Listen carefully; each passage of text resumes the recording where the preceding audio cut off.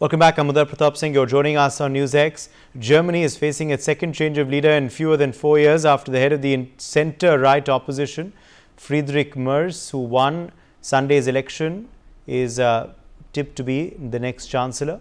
This has seen a surge for a far-right party also in the elections and a stinging defeat for the outgoing chancellor Olaf Scholz. Taking you through the election results, well, then the Conservative Christian Democratic Union, that's the CDU, led by Chancellor candidate Friedrich Merz, and its sister Christian Social Union, that's the CSU, they won 208 seats with 28.5% of the vote share. Meanwhile, Alice Weidel's Alternative for Germany won 152 seats with a vote share of 20.8%. Talking about Scholz's Social Democratic Party, well, that secured just 120 seats with a vote share of 16.4%.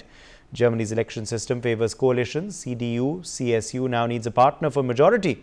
Possible coalitions include SPD or Greens. Though policy differences exist, small parties may require a third-party coalition. The FD, though, is isolated, but Weidel is insisting that they are on their rise. Merz, meanwhile, has warned the new government must address AfD growth or risk higher populism. Donald Trump has also reacted to the verdict, saying the Conservative Party in Germany has won. And he also said that much like the US, the people of Germany got tired of the agenda with no common sense. Ambassador Bhashwati Mukherjee, former diplomat, is joining us live. We also have Adit Kothari, founding member of Indic Society, live with us. Dr. Jaydeep Bhattacharya, President CDPR, is live with us. Professor Madhav Nalapat, editorial director of the Sunday Guardian, is also joining the broadcast. Professor Nalapat, let me begin with you first. What do you make of the German results? What can be read into them, and which way is Germany now headed?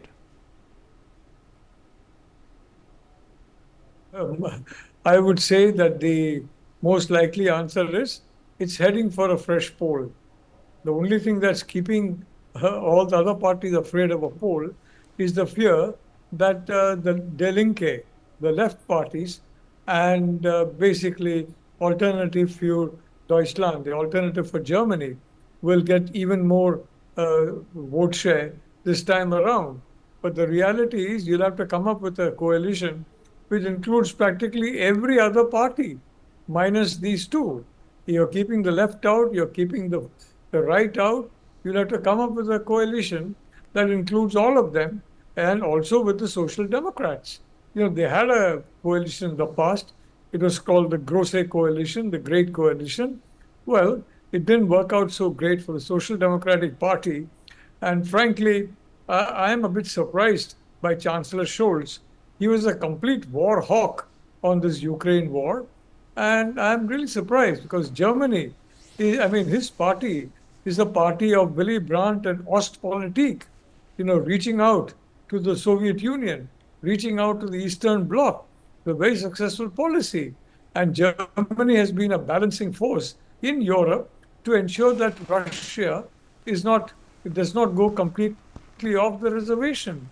Instead of which, what has happened is he's acted in a manner that, frankly, not only is unpopular with German people, but as you can see from these election results, but it's bad for Germany and very bad for the German economy. So I have a feeling, frankly, that the results as they are, you keep Die Linke out, you keep the AfD out, well, I think you're heading for a fresh poll. It's only a question of time, maybe 6 months, maybe 1 year, but it'll be a very rickety coalition. The Greens are going to be very fractious. They have also suffered by being in government. They don't want that again and probably to give outside support. The Social Democrats suffered a lot by being in government with CDU, CSU.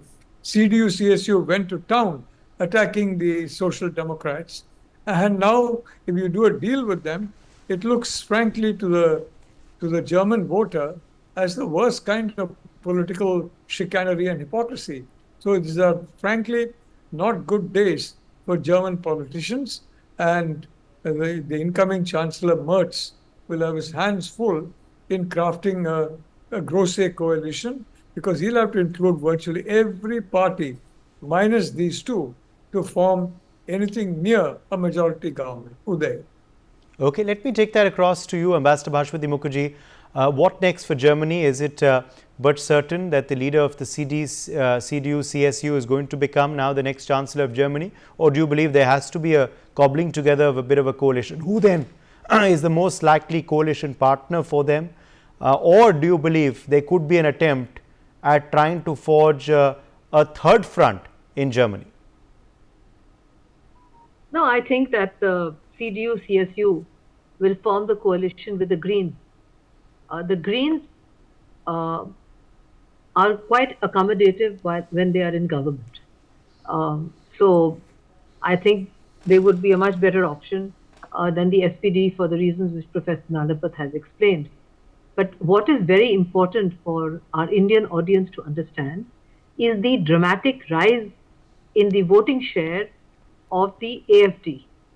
Because you must not forget, Uday, as a student of European history, I'm saying, that when Hitler came to power, he came to power democratically with a small but significant percentage of the German electorate. It was because of Germany's unfortunate past leading up to World War II that the German public is not keen for AFD to rise and become part of the government. But as again Professor Nalapat correctly pointed out, the outgoing chancellor completely reversed the policies of Germany, which was to accommodate Russia and keep it as part of Europe, because that was the osteopolitik that was followed by previous German chancellors, including Merkel, and that enabled the German economy, which is the powerhouse of Europe, it used to be, to ride and drive the coalition of the European Union with the help of France.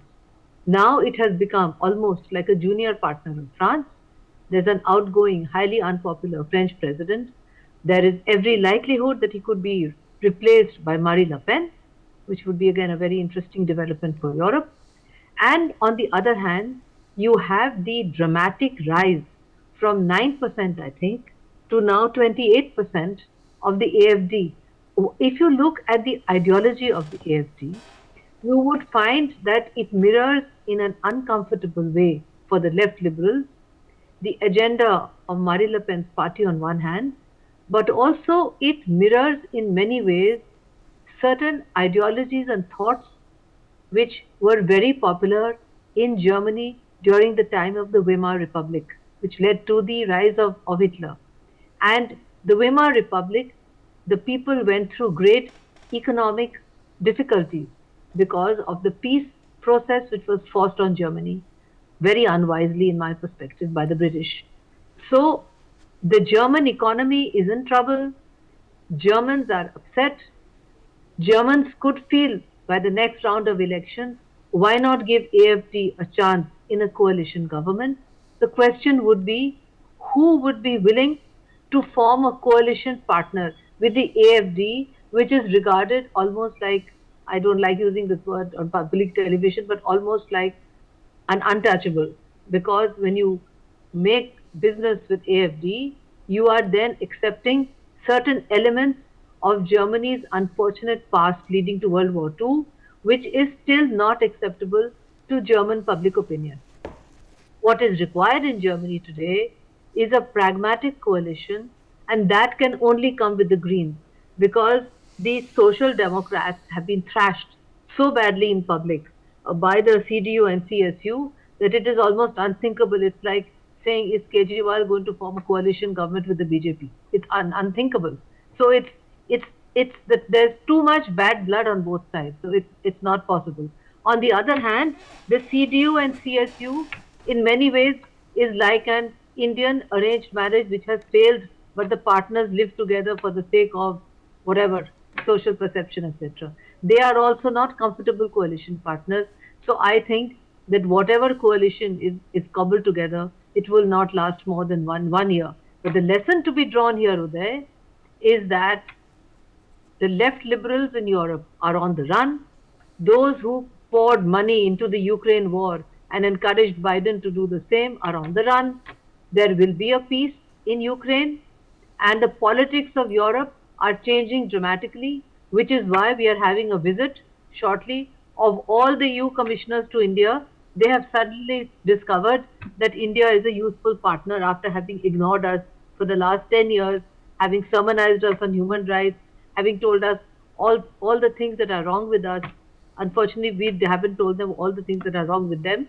But it is clear that there are major political Right. changes in Europe and is going to impact the global order. Okay. So that Let me get you in, Adit Kothari, now on the reasons for the result. I think Professor Nalapat also wants to come back in. I'll come back to you, Professor Nalapat, in just a second. But Adit Kothari, what has led to this disastrous showing for Olaf Scholz's party, the incumbent chancellor?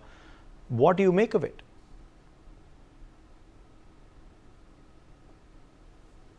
Adit Kothari, can you hear me? Okay, I don't think we have him there. Dr. Jaideep Bhattacharya, let me get you in here on, of course, this result. What is your interpretation of it? How should India be viewing this outcome in Germany? I think the first thing is how is the German business looking at the outcome? Because Germany has kind of become the sick man of Europe because it was the engine of Europe, and it almost went into a recession at some point in time. And therefore, is the business cheering this change in political powers?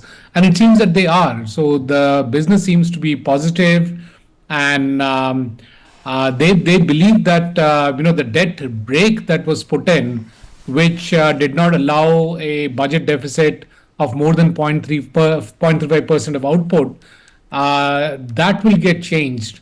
Now, this debt brake had stopped the government from being able to pump in money into the economy, and therefore the economy has been withering away. And it's very critical that the government starts being able to put in more money. It's similar to the fiscal deficit that we have been tracking, and there's been a glide path in our managing the fiscal deficit. But when it was required, nobody really raised any eyebrows when the fiscal deficit was increased, because it's not necessarily a negative thing. It depends on the context. And in the case of Germany, it's only 0.35%. So the belief seems to be that possibly a more stable coalition will come out of this churn that has happened. But again, as Professor Nalapat said, that probably might be a pipe dream. But in terms of what the market believes is that there is a light at the end of the tunnel, and therefore, if there is a more stable coalition between just two political parties rather than three political parties, which was what the outgoing government was, then possibly it is there will be some consensus in terms of the change on the debt brake, in terms of having more pro-business policies, and therefore leading to a further growth. In fact, the euro has become stronger after the elections came out, and it's been one of the strongest performance in the last couple of months. Same with the stock market. So all the economic, or rather I would say the business indicators and the financial indicators seem to be all positive. And therefore, to your question, how should India perceive it? If the economy grows in Germany, that's good for India. We'll have a larger trading partner to deal with. Okay, let me take that to Professor Nalapat once again. I think you wanted to come back in with an intervention. Professor Nalapat, go ahead. Yeah, look, I simply want to say that, you can't write off the AFD. I mean, that is what basically the liberal media and, frankly, the CDU, CSU pursued a very liberal agenda regarding the Ukraine war. They, I think, came to power on the basis of immigration. And from what I understand from limited interaction, is that they have no problem with legal immigration. They have no problem with, for example, Indian workers. Indian workers are welcome in Germany. And and the German people, 20 or 30% being nasty to them, not at all. Overall, maybe 1 in about 20. But otherwise, the Germans are very nice to the Indians because the Indians are very productive. Indian students are there. They do very good work. They do research. Many of them stay on in Germany. Many of them come back in Germany. And they're quite friendly. So I just want to say, let's not be very much in a hurry to start categorizing parties. I think the AFD, frankly, is not the party that the Nazi party was. For one thing, it doesn't have that unified structure of command under a supreme leader. It has a very decentralized structure of command. There are 5 or 6 voices in it, and including, by the way, a social media star who is doing great on his social media posts. So I wouldn't hesitate to label them anything like that. As far as India is concerned, look, people respect Indians. That's a fact. And they respect Indians even more during this period when Narendra Modi has been the Prime Minister. And he has won back a lot of esteem and a lot of self esteem, I may point out, uh, by Indians, and a lot of esteem for Indians in different parts of the world. The Germans were burrowing their heads in the sand.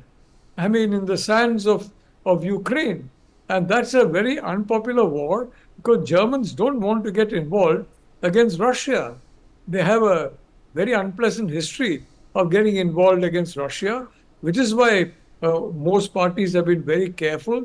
But Chancellor Scholz threw all that to the winds and took a very confrontational view of Russia, which frankly has pushed Russia into the arms of China.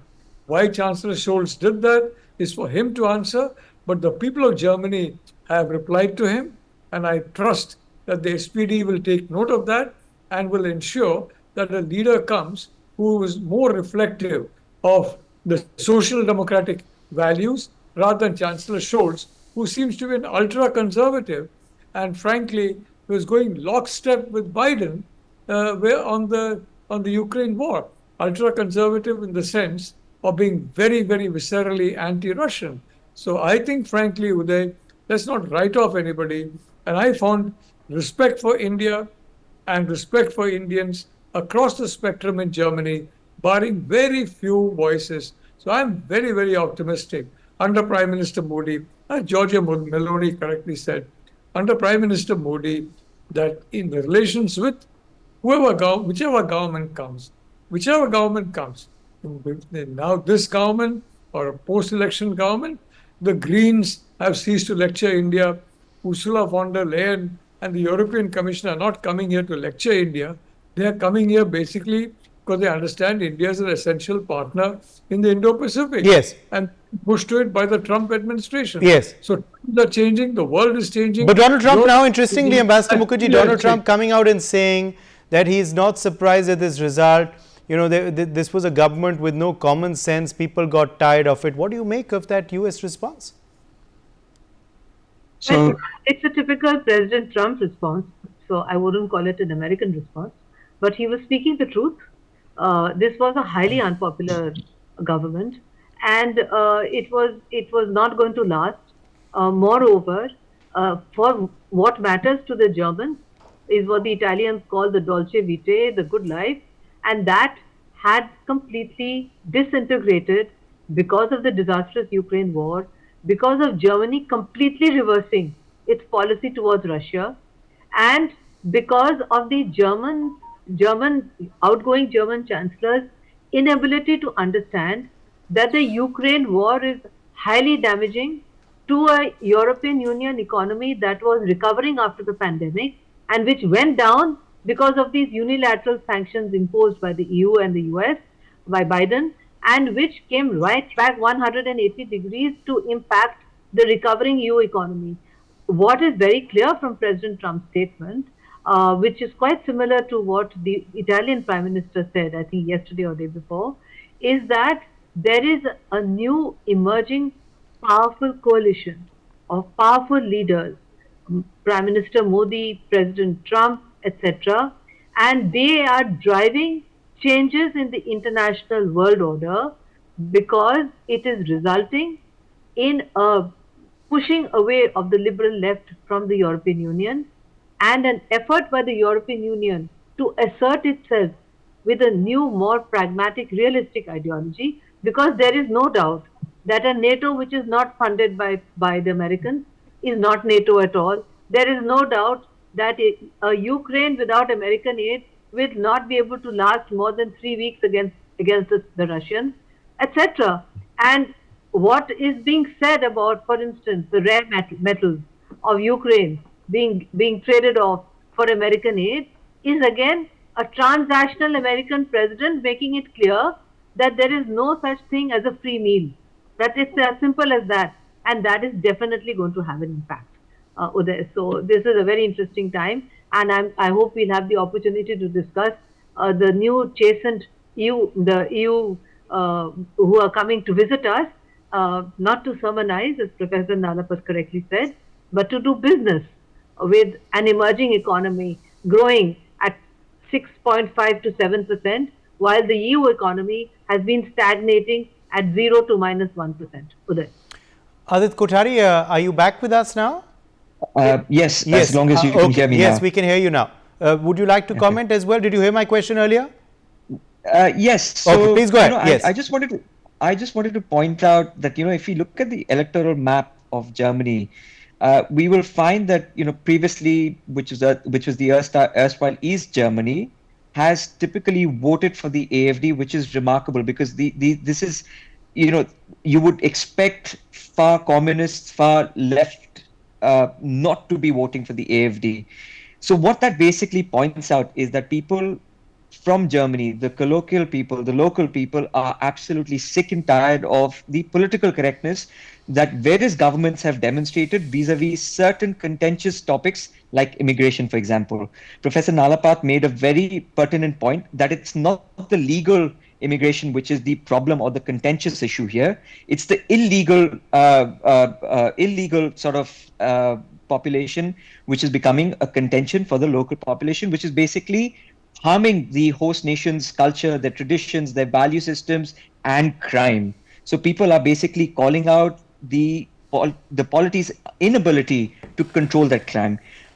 One thing that I also wanted to point out is Ambassador Mukherjee made a point that CDU would go into a coalition with the Greens most likely. I'm not ruling out the SPD as at this point a coalition with the SPD as well, because they have been in coalition for a number of years. I think it was 4 or 3 state level coalitions that the CDU basically had with the Social Democratic Party.